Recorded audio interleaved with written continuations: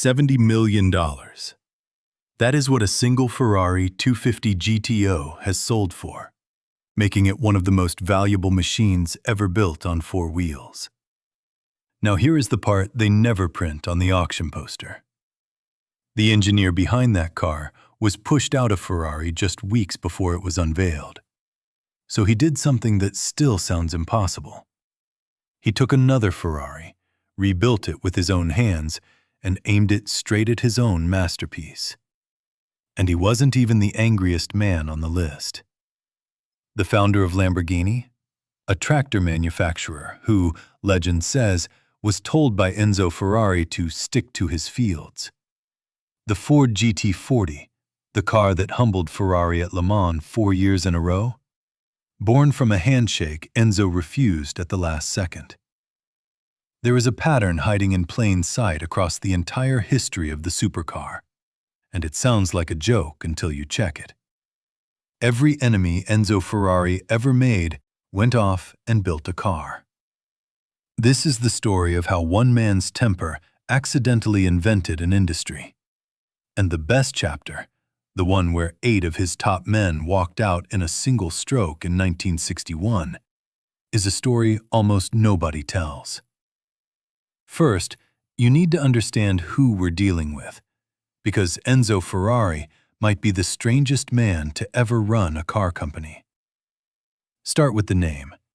Ferrari is simply the Italian version of Smith, the most common, most ordinary surname in the country, attached to the least ordinary man in it. He wrote almost everything in violet ink. He lived practically inside his factory. He never flew in an airplane, and he refused his entire life to set foot in an elevator. After the 1950s, he essentially stopped leaving his hometown. He wouldn't even travel to watch his own cars fight for world championships. His employees built the most desired machines on earth, and they were not allowed to buy one. Not at a discount, not at full price, not at all. When the TV show Miami Vice used a fake Ferrari, a replica body dressed over another car, Enzo was so offended that the matter ended with the producers receiving 2 brand-new Testarossas on one condition. The fake had to be destroyed. He would rather give away real Ferraris than let a false one exist on television. He once explained that he didn't much care whether the panels on his cars lined up perfectly. He cared about one thing, that the instant the driver touched the throttle, the machine felt alive in a way nothing else on the road did. That's the man. A blacksmith's name, a dictator's office, and a poet's excuse for crooked panel gaps. Now let's meet the enemies. You have probably heard story number 1. It's 1963.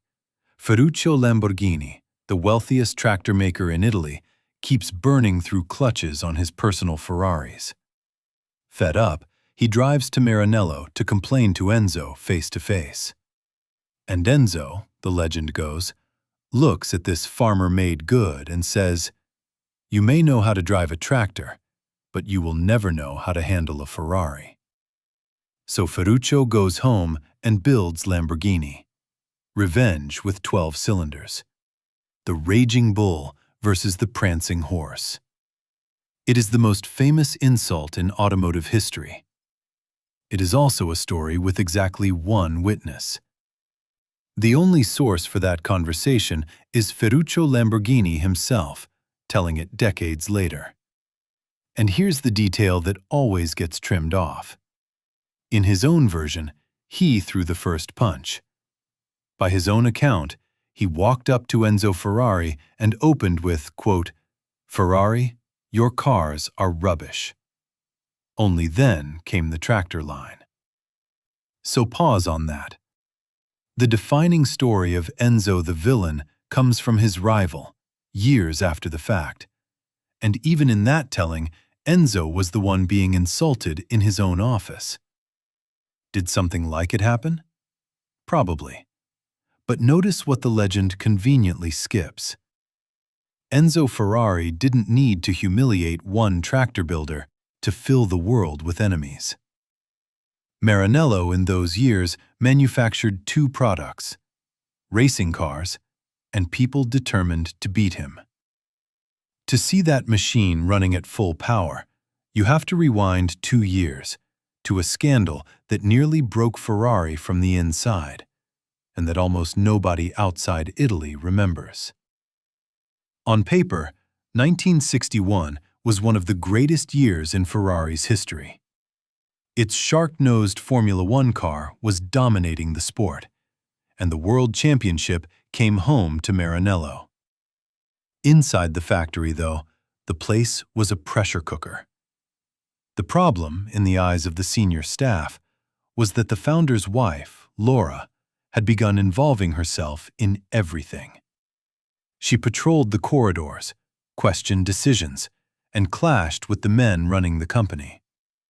The sales chief, Girolamo Gardini, finally cornered the boss with an ultimatum: her interference stops, or I walk. You can guess the speed of Enzo's reply. Gardini was out. And then something happened that no one, least of all Enzo, saw coming. 8 of his most important men hired a lawyer and signed a joint letter taking Gardini's side. Among the names, Chief Engineer Carlo Chitti, Team Manager Romolo Tavoni, and a quiet, brilliant engineer named Giotto Bizzarrini, the man leading development of Ferrari's next great road racer. Within days, every one of them was gone, fired or walked out, depending on whose memory you trust. The Italian press would come to call it the Palace Revolt. In a single stroke, Ferrari lost the core of its brain trust. A few months later, the company unveiled the car Bizzarrini had been shaping. It was called the 250 GTO. It went on to become, arguably, the most coveted automobile on the planet.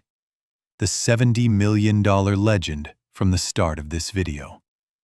And the man behind it wasn't in the building. He was across town, plotting.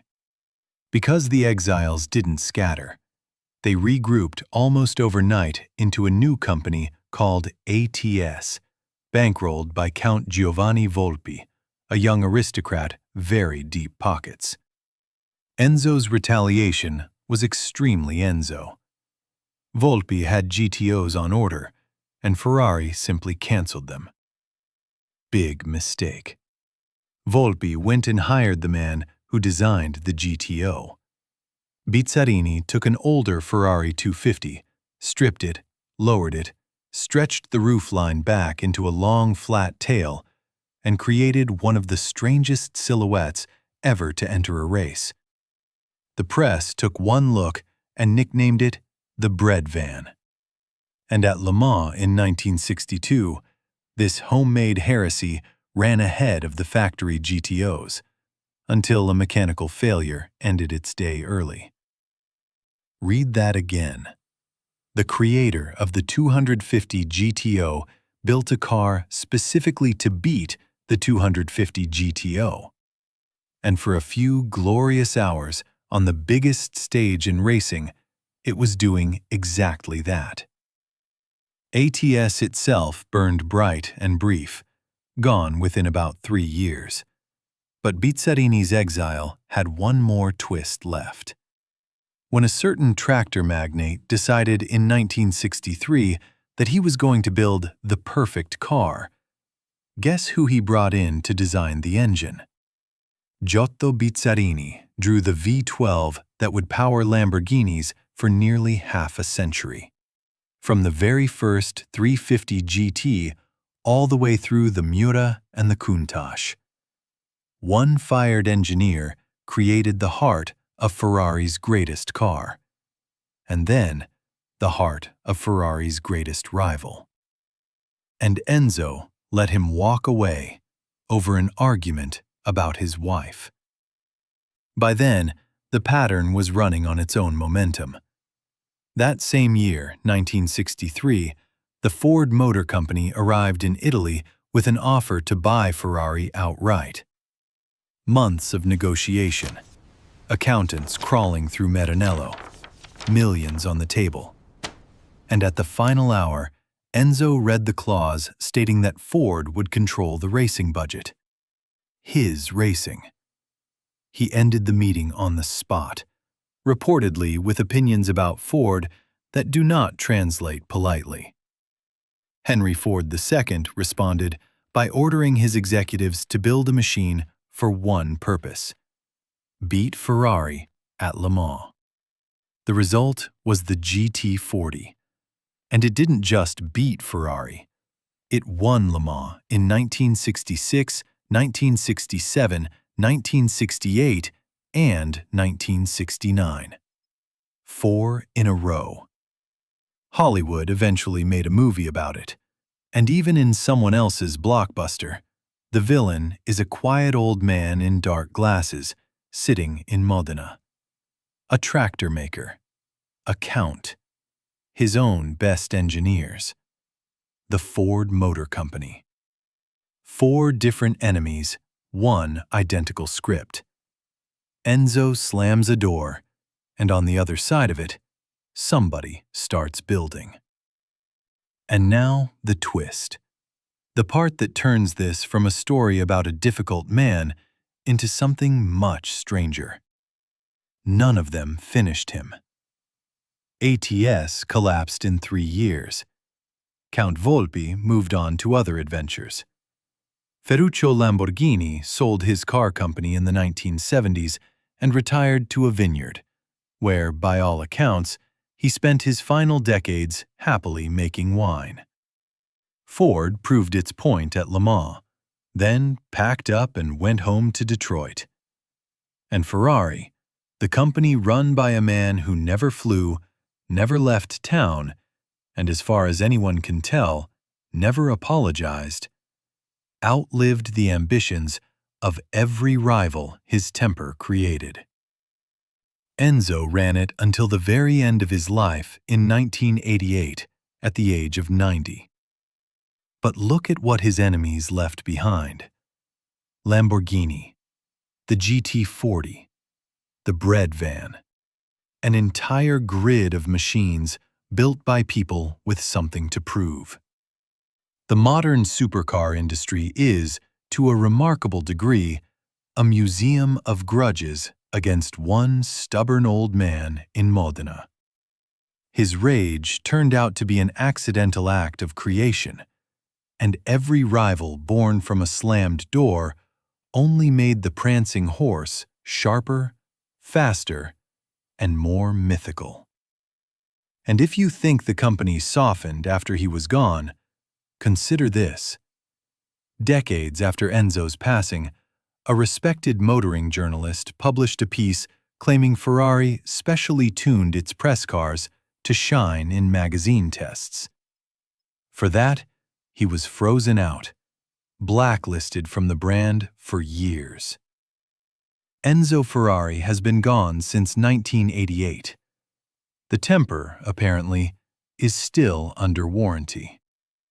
So the next time a Lamborghini howls past you, or a GT40 crosses an auction stage for millions, remember what you're really looking at. Not just engineering. A grudge, beautifully machined. Genius built some great car companies.